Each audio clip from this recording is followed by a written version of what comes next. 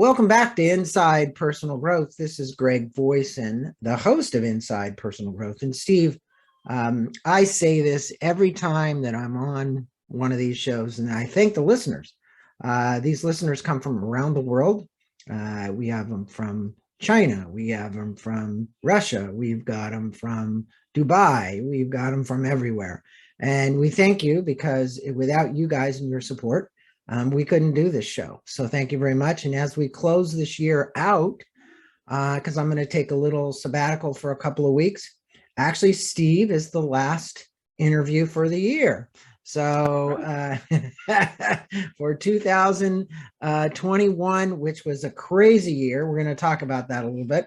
And we're talking with Steve Giblin, and the book is Walking in Mud, a Navy SEAL's 10 Rules for Surviving the New Normal. So that's ought to be a really good one, Steve, because we're all searching for the new normal. The question is whether or not there is one or not. So I think people are looking for that. Good day to you. How you doing in New York? What's the weather like? Looks good. It's supposed to be almost 50 degrees here, just a little bit below. We've had unseasonably warm temperatures. Yesterday was 62, but everything's great. It's sunny and beautiful out. Oh, good. Tomorrow we're supposed to get 4 to 6 inches of snow. Well, let's see what happens. It's going to have to actually change quite a bit between 50 and get to 32 so it can snow. Well, this is this is a fascinating book, and I'm going to let my listeners know a little bit about you. Born and raised in Albuquerque, New Mexico, Navy SEAL. Steve joined the Navy in 1981 at the age of 17 for a 4-year hitch that turned into a 28-year odyssey. His tenure included over 24 overseas deployments as an operator for contingencies and named operations within the U.S. Special Operations Forces, namely Navy Special Warfare and Navy Special Warfare development groups. He rose to the level of chief, assault team chief, and command master chief within the teams, and went on to work with Navy Special Warfare Command for 9 more years as a contractor and civil servant before retiring in 2018. And as we said, he lives in upstate New York with his wife, Barbara. So Simon & Schuster book, for all of those, we're going to have a link to this book on our blog, to Amazon, where you can go and get the book. Steve, do you have a special website for the book, or is it just the one Simon & Schuster has up there? So I've got a website of my own, frogmanleadership.com. Okay. And it's the same hyperlink that goes right to Simon & Schuster. Okay. So we'll put a link to frogmanleadership.com as well for all of you who are out there and are listening and want to learn more about Steve and the book, and actually maybe make a connection. Now, Steve, let's kind of start this off. In the introduction to this book, let's talk, it's these 10 essential qualities. That is the core essence of the book, of an underwater demolition man. You speak about that, which you used as a basis for the book and was also used as the subtitle on the book. Can you briefly speak with the listeners about, and if you were to just name them, the 10 essential qualities, because we're going to get into some specifics on those qualities as we go through. A lot of people do their books that way. They say, here's the 10 qualities, and then every chapter is a quality. So we would love to have you just maybe name them off and talk about it briefly and tell the people why you believe these qualities are so important, and especially during this time of COVID. Yeah, so the 10 essential qualities of an underwater demolition man, basically a frogman, the precursor to the Navy SEALs. The man that wrote it, it's just a 1-page document that he hung around the team area, and it was his expectations of the officers and enlisted men within the Underwater Demolition Team 21. This was during the Korea War era. Lieutenant Commander Francis R. Kane, he was the commanding officer. He was a well-known World War II frogman, one of the first.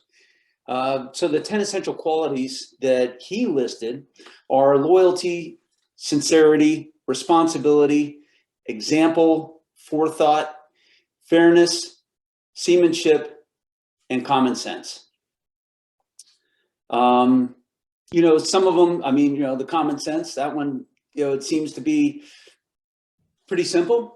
But not always. It sounds simple, but not always. That's right. Well, it's, and what would seem to be, in that old adage of common sense isn't so common anymore. Right.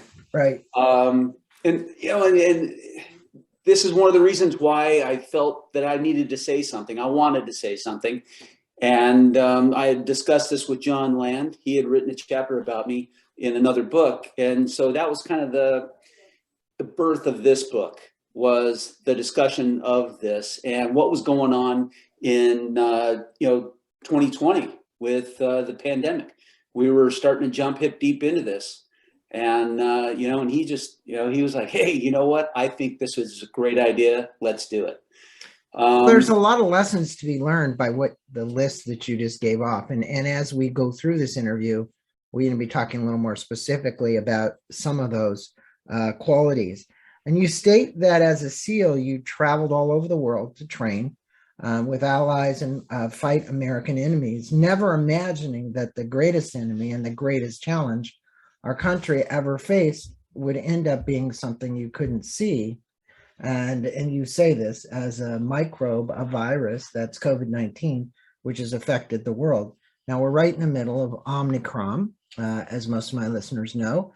I just talked to a gentleman yesterday in England, and it's spreading pretty quickly. Fortunately, our CDC is now saying not as severe as the Delta variant, and possibly not as many people will pass away from it. What advice can you give our listeners specifically for frontliners? Because there's so many frontliners in these hospitals. I don't know what it's like in New York. I know in California, as of yesterday, we went back to full masks.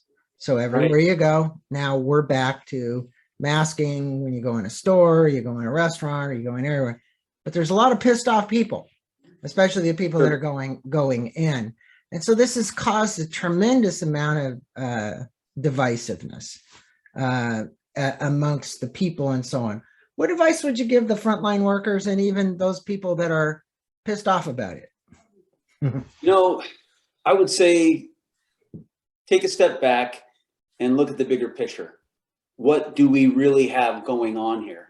We've got over 800,000 people have died from coronavirus in the United States alone. In 2022, from that one virus, we're going to surpass 1 million. More than likely, that'll be February timeframe. This is something that's seriously out there, and we want to not only protect ourselves, but protect other people. We don't want to bring it home. If somebody's, asymptomatic, they might bring it home because they didn't mask someplace, or they didn't, disinfect their hands or something. And then they bring it home and they get a spouse or one of their children sick. And especially if they are unvaccinated, because maybe that household just doesn't believe in getting vaccinated for this. And now somebody passes away or gets really seriously ill and then becomes a long hauler. And I think maybe the government hasn't really, kind of put it out there as to, hey, these are really the reasons. This is what we want to avoid. And it is a matter of national security. It's self-preservation for the nation. My wife and I, we have absolutely no problem in putting on a mask before we go inside any place. And we've eaten out maybe half a dozen times in the last year and a half. And we felt like we were really being risky, by doing that. But we're vaccinated and we've had our booster. Here in New York, the mask mandate has gone out, and somehow, they're also relying on people to be honest about their, being vaccinated or not.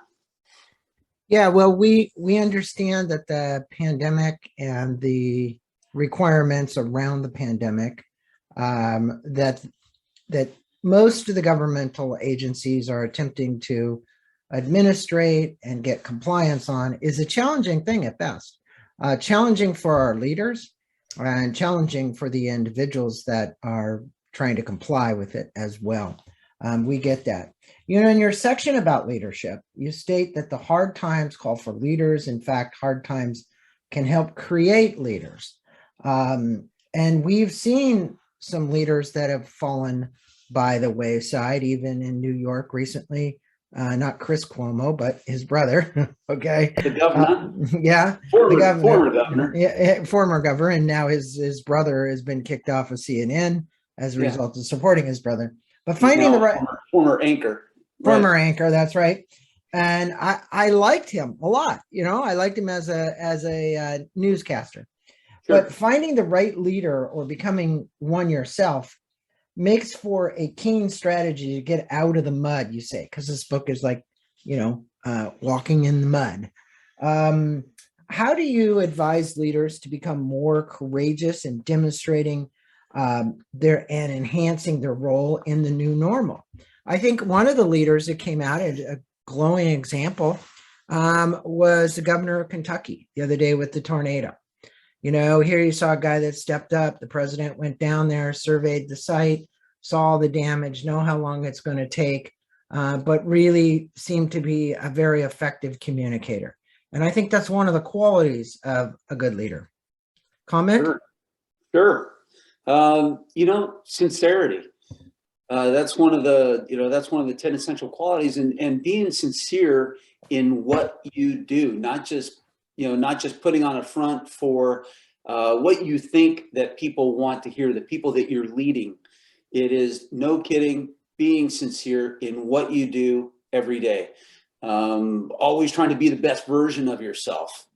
Sometimes all of us, we all have our days and we all fall short, but getting caught up into situations that just remove that entirely. I mean, everything that Governor Cuomo did up until this current situation that he is in, where he had to step down from office, that really, it diminished, it not only diminished, it removed everything that he did up until that point. And not everybody agreed with what he did, but I believe that he was sincere in the leadership that he was providing to the state, trying to be, on that front line and supporting frontline workers for this pandemic. Yeah, I think he was too. Unfortunately, fell the wayside of many leaders. It's a test of power. We always say it's a test of power and money. I think that we had a former president where it was a test of power and money. And not a very good example, in my humble opinion, and my listeners know my thoughts on this, as a strong leader. As a matter of fact, in many cases, a bit cowardly, to call out a former POW, of which we all know, who spent years in as a POW, and say that he really wasn't. I mean, what world are you living in? How can you, where are you coming from? And in your section about fairness, you stated, if we're learning anything from the coronavirus, it's that life is anything but fair, and that has brought a whole new meaning to the word injustice. Can you share the bigger picture with the listeners about what you're referring to as injustice? Well, what we think, somebody that's, people that have gone out, so we've had people that have had the breakthroughs with, they're vaccinated and they still got COVID, and they did everything that they were supposed to do, right? Then they end up in the ICU, and very few, but there are still that percentage, that small percentage that have died from it. They had underlying conditions, or maybe they were just more susceptible to a virus that took their life. That is very unfair. It's very unfortunate. It's just like that, the person that gets involved in a traffic accident and dies. They observed all the rules, all the traffic rules and everything else, but it was somebody else that had run into them and killed them. That is unfair. That is, those are one of those things, one of those scenarios in life that happen, that's unfair and it's unfortunate. But we need to be resilient and be able to push through that and survive it. Yeah, and on that note, because you and I can't answer this question, it's unanswerable. It's worth thought and dialogue. But we don't know people's karmic experience. We don't know what was actually supposed to happen. We know the Buddha said there's pain and then there's the end of pain, because a lot of the pain we bring on ourselves. And he wasn't referring to death. He was, we know about finitude. We're all going to have our final day. And finitude is something that every one of us that's listening is at some point going to have to face. And whether it's a religious viewpoint or a spiritual viewpoint, and I want to distinguish between the two, you have to have a faith in something greater than yourself. If you're ever, in my humble opinion, again, estimation, to be able to look at something like injustice, because it helps you explain it away. Whether it's right or it's wrong, it helps you to explain it. It helps you to understand it. It helps you to understand why maybe something like that occurred. But we do realize that it is going to happen. And you basically call, you mentioned that the word grit is defined as perseverance and passion for long-term goals, or resilience in the face of failure, but also having deep commitments that you remain loyal to over many years. What advice do you have for the listeners and to give an aspiring seaman about deep commitments and loyalty? Because this is one where I, like you, I sit here and I say, well, do I get attached to it or not? And what I mean by that is people have made commitments to me and broken them. And that's the worst thing that anyone can do to me. Because I have a hard time forgiving when somebody gives me their word. Now, I understand that I'm the one that's attached and getting hurt by the fact that somebody did that to me, and not the other person, because the other person could care less. So what would you talk about commitments and loyalty? Commitments and loyalty, and we've all, I think nobody is perfect. We've all dropped the ball on those things in the past. My first perspective on this is make peace with your past. Making peace with your past is forgiving people without ever getting an apology from them. You've got to be able to make peace with that. And in all honesty, we're all only in control of what is in our sphere, how we behave, how we project ourselves, our own personal actions. And we know what right looks like. So, loyalty and sincerity, all these things, that's what makes that commitment. Mm-hmm. And, and that loyalty, and the loyalty begins with family, those interpersonal skills that you have within the family unit. And I think it's imperative upon, whether it's a single parent or, dual parent household, creating that loyalty within a family unit and imprinting on our kids. I speak about imprinting all the time to people, that it's, believe it or not, we've got this huge impact on these children that we are raising, and to include teachers, and that spend a vast majority of their day with these kids. And that's where it begins. That's where that loyalty begins. And your word is your bond. So you tell somebody you're going to do something, or whether it be being someplace at noon, or you're going to do something for them, you do it. Don't overcommit to something that you say, yes, I'm going to do it, but that you can't. Right. Be able to say, no, I can't. And that's important. And I think as a leader, whether it's a leader in a company, it's a leader in the military, it's a leader at home, it's a leader in the school, all of these various areas where there are leaders, whether you're a principal, a teacher, a mother, a father, an employer. The most important thing is your word. So what Steve just said is important. Watch before you commit. And if you're going to commit something, follow through with it, or at least explain why you can't, so that there's an understanding of what actually maybe occurred as a result of it.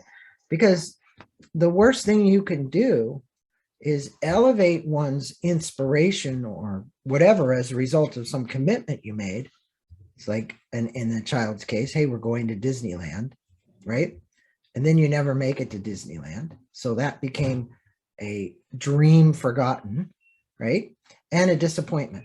And kids remember that, adults remember that, not just kids either. So you tell an interesting story about Pete and how he made it to Buds. Can you share the story with the listeners? I think it was an interesting one. Sure. It was in the book, and I think it sets a different place for us to go. Pete is one of the strongest personalities I've ever met in my life. I was very fortunate to have been a part of his life and have him in my life. He was my team leader when I first met him, when I was at development group. And right off the bat, I was impressed with this guy. He was older than most, but when you get the development group, you've got older, seasoned, saltier SEALs. Pete brought a different element with him. He was the son of a Navy chief. He was applied for and was accepted to Virginia Military Institute in the 1960s. He spent all 4 years, just grinding it out, and it's one of the tougher universities that are in the country as far as a military institute. And all of his summers, he did more training and stayed there at VMI. Did the things that they go and do during the summers. He spent very little time at home. When he graduated VMI, he was commissioned as a Marine Corps officer, deployed to Vietnam, and was actually one of Oliver North's platoon commanders for him over in Vietnam. Pete came home, finished out his time in the Marine Corps, separated from the Marine Corps, decided he would give civilian life and not, give it a shot. And he missed the military. He missed the structure. He missed, that group of people, that social circle of military people that really only military people can truly understand. He decided to come back in, but instead of going into the Marine Corps, he joined the Navy. And he went into being a salvage diving officer, which is no easy task in itself. He then decided, you know what, I want to do something harder. I want to do something, this really isn't my purpose. He wanted to be a SEAL. He kept on applying for Buds and was pestering his officer detailer, who was a captain, several pay grades above him, he was physically fit. He was submitting all of his proper paperwork and everything else. His appraisals, his evaluation marks were well above his peers. So any command that Pete was at, they did not want to let him go. This guy was a sailor, an officer's officer, if you will. Finally, on a bet, this captain was talking to his admiral, the head personnel detailer, complaining about this Navy lieutenant, this lieutenant that kept on bugging him to go to Buds. And the admiral said, well, what's the problem? Why won't you let him go? Well, I think he's too old. I don't think he'll make it. And he says, well, is he old enough to get in? He said, yeah, by a year. Well, why don't we let him in? Why don't we let him go? Well, I just don't think he's going to make it. He's too old. Well, who says? Right? So the admiral made the captain a $100 bet. Let Pete go, let him go to Buds, and I'll make you a $100 bet that he makes it. Well, the captain lost $100. Pete made it through training. So Pete got into the teams and he thrived. This was his place. This was his purpose. When he showed up to my assault team, he had to go through Green Team, another 6-month selection course, basically getting up to the tier 1 level. And basically is all that is just to learn the standard operating procedures of the command, but it's also very physically demanding. And at the time, Pete was older than, he was over 40 years old. So if you could imagine 40 years old going through an assessment and selection program that's as demanding as, any other higher level, it's like trying out for the SWAT team or trying to be a hotshot firefighter at 40 years old. Yeah. It's hard, and not, probably less than 1% make it. Right. Pete made it, got into my assault team, and was just an incredible leader. After 1 year as an element leader, a troop commander, he was elevated to team leader, and he just thrived. This was it. This was, his nirvana, if you will. We're out west in Arizona on a jump trip, parachuting, military free fall, for lack of anything better, or skydiving, military version. We were all under canopy coming into the drop zone, and a dust devil just pretty much singled. It looked as though this dust devil singled out Pete, and it collapsed his parachute. He fell to the ground with his combat equipment. Everybody everybody landed around him. People rushed out because it was a pretty high drop onto the ground, and he was struggling to get up. He thought he was struggling to get up just because of all of his equipment and being entangled in his parachute. He had a compound fracture, and the bone was sticking out of the top of his boot. Long story longer, he's trying to recover. They send him back home from the hospital in Tucson, and that was the nearest level 1 hospital. They send him home. He tries to heal and recover. His leg ends up getting gangrene. He's trying to fight off the infection, and it's just not working. Doctors make the decision to amputate his leg below the knee. So at that point, he's at another crossroads in his career. There are no amputees within the SEAL teams, let alone probably the Navy. Right. And he's just kind of beside himself. He wants to stay in. This is his purpose. And a friend of his, a fellow VMI rat who's working for the Commandant of the Marine Corps, he hears the story through what they refer to as the rat line. And he tells the Commandant of the Marine Corps, 4-star general. And the general goes and talks to the 4-star admiral in charge of the Navy and says, "Hey, I hear you're going to, let this SEAL officer go. I want him back in the Marine Corps. He's a former Marine. I can use him." Well, that makes the Navy admiral take a second guess what's happening. And they tell Pete that he's allowed to stay under certain conditions. And that is, he has to pass the physical fitness training assessment, the annual assessment that we do every year. So now it's game on. This is Pete's challenge.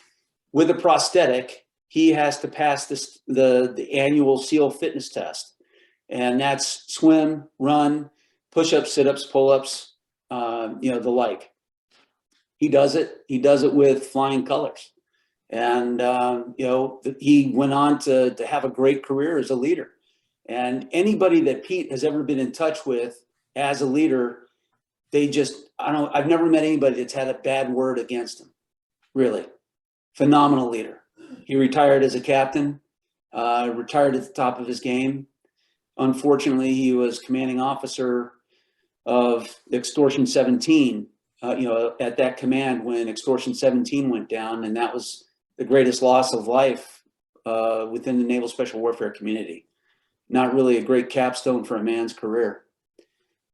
Well, the interesting thing is that what you learned from Pete: perseverance, persistence, determination, sincere, high caliber person, just all over the place. Shining example for everybody else in your group, your battalion, whatever you want to refer to it as, to learn from somebody who had that much determination. I know I'm going to have an upcoming interview with a guy by the name of Nims, who's climbed the highest 14 peaks in the world in 6 months and 6 days. And he says, death is not an option. He said, the only way the mountain wins is if you give up. And that's the same thing with Pete. the only way anybody wins is if you give up. The minute you give up, that's what happens. And I think that's a great analogy, is perseverance. Continue on, you fall down, you get up, you start over, you go again, you go again, you go again. Now, in sincerity, you state that the character is what defines most of us, all of us in life. What advice do you have for helping people build their character and get out of bad reputation? Mindfulness and gratitude are the two words that first come to mind for me when it comes to sincerity. Gratitude in being grateful for the circumstances that you're in and the things that you're learning on a day-to-day basis. The circumstances you're in may not be the best, but you're figuring it out. You're doing your best to get through it. And the mindfulness part is, being mindful of what it is you're doing and knowing what right looks like and being able to navigate through the chaos that's in your life. We control 50% of what happens in our life, if not a little bit more. Our sphere that we can control is all we can control. Everything else is up to the other people on the outside of that sphere. Mm-hmm. If you're sincere in everything you do, you'll find that bubble actually increases and other people step into it and they support you.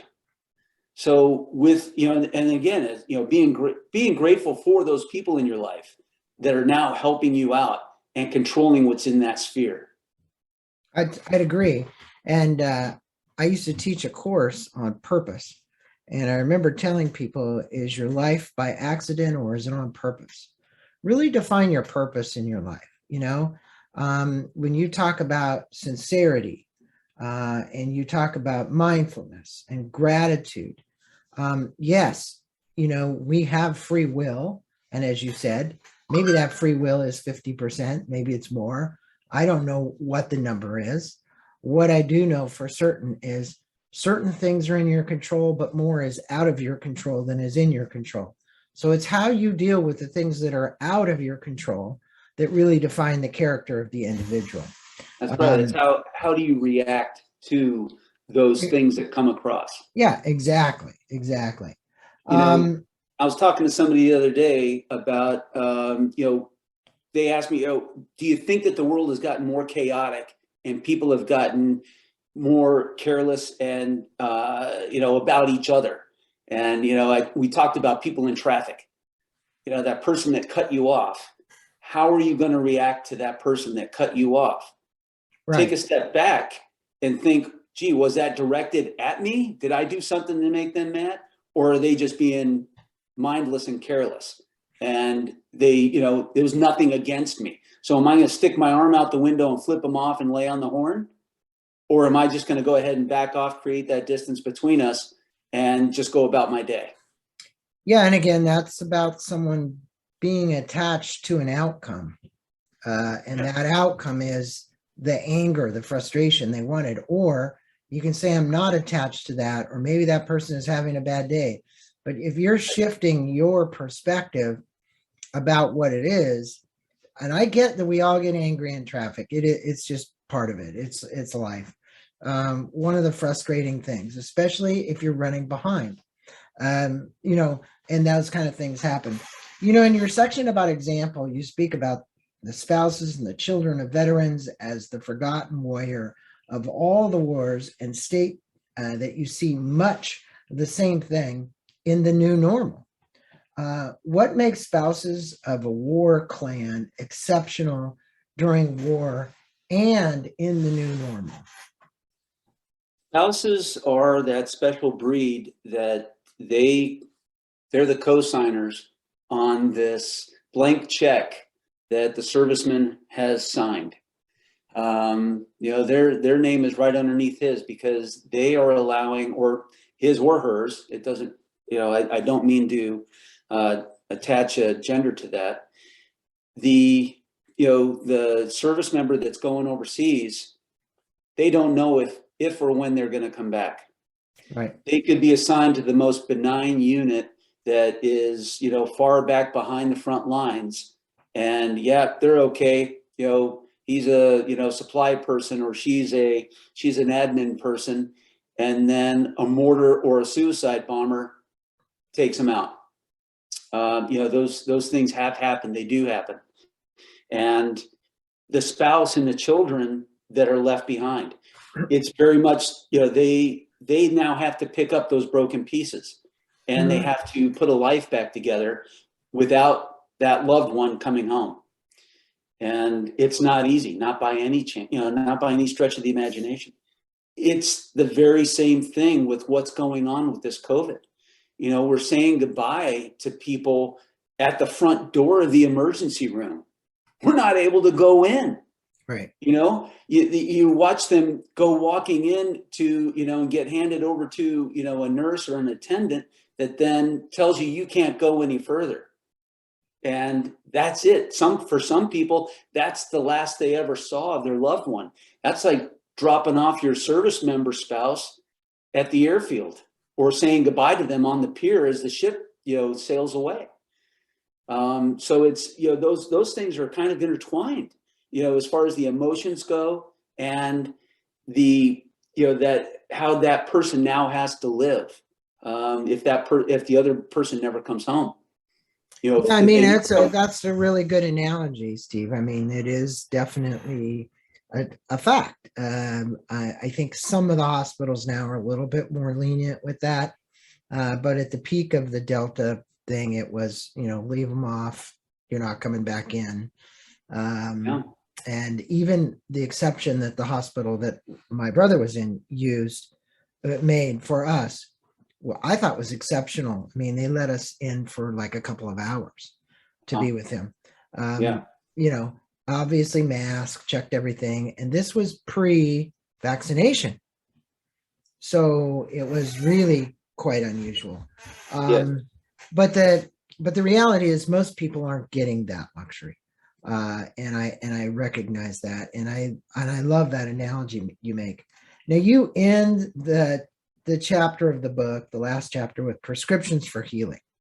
And if you were to give the listeners 3 prescriptions that they could apply to their everyday life, what would they be? If you were to just pick 3 out of the book, what are the ones that you think might help them the most as they forge forward on their journey, as you say?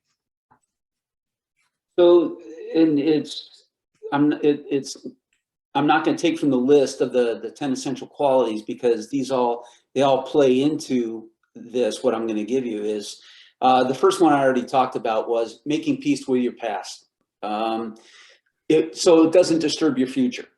And some of these pearls that I've got were given to me by my parents, who thankfully my father and my stepmother are still alive. What other people think of you, that's none of your business.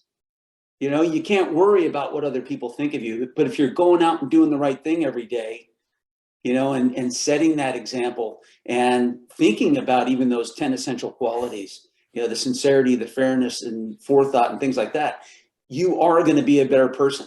And if you go out every day to try to be a better version of yourself every day, fewer people are going to think ill of you. Don't compare your life to others. Comparison is the thief of joy. You may not have what the person across the road or people on the other side of town have. What you do have is what your circumstances are, and it's up to you to make them better. Mm-hmm. And time heals almost everything. You just have to give it time.